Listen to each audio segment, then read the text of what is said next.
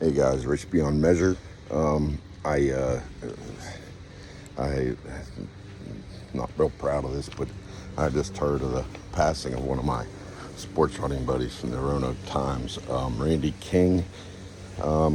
He had he'd covered the Virginia Tech beat football, Frank Beamer, for many years, late 2009, 8, 9, during their Virginia Tech's rise to prominence nationally. And we had spent time at the Greenbrier Classic, working the Greenbrier Classic. Of course, he's Roanoke Times down the road.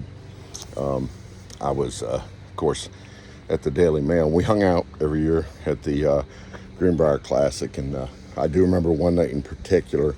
We were going to go out and have a couple after deadline, and I'm over in his hotel room. I already drank a couple, and he was working on a story, just hammering away at deadline. And this is a true story. I had no idea how to pronounce Doh Sekees. Okay, the beer, Doh Sekees, because it's spelled D-O-S and then E-Q-U-I-S. I for some reason, it's one of those things, I just couldn't pronounce it. And I asked him to pronounce it for you, he'd go, while he's writing the story, he goes, Doh Sekees. Okay. I said, okay. And this is all while he's writing, okay? While he's trying to write a story on deadline. And I was like, can you say it again, Randy? Doh Sekees. And he would just say it like that, Doh Sekees. And he wouldn't do it unless I asked. But when I asked, he always would say it. And it was funny because he would giggle, but I was getting on his nerves because he's trying to finish deadline. He's trying to write on deadline. And it's just, and he had such a sense of humor.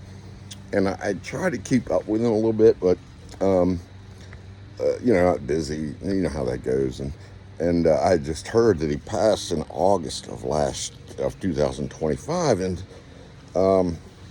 that's tough because you have, certain memories of very brief time with your colleagues and things like that.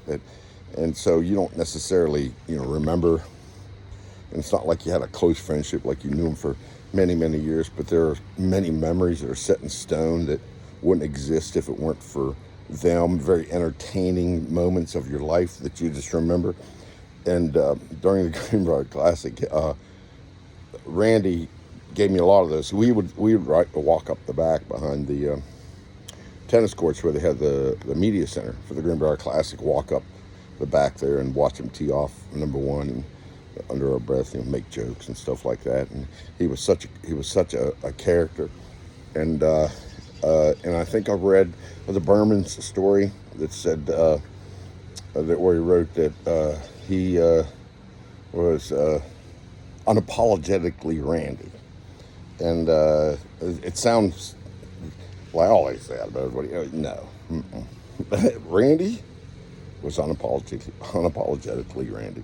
And I just appreciate the handful of years that I get to hang out with him and cover such a prominent athletic event, sporting event like a PGA Tour golf tournament for a guy who played college and golf in college and Radford, good golfer, a very enjoyable person to be around. And I just wanted to get that out because this guy, there's certain things that stick in my head with him because it was very entertaining, and just hanging with him was an experience. So, Randy King, buddy, rest in peace, brother. Next time I pay a visit to the Greenbrier, I'll think about you. I'll think about you anyway.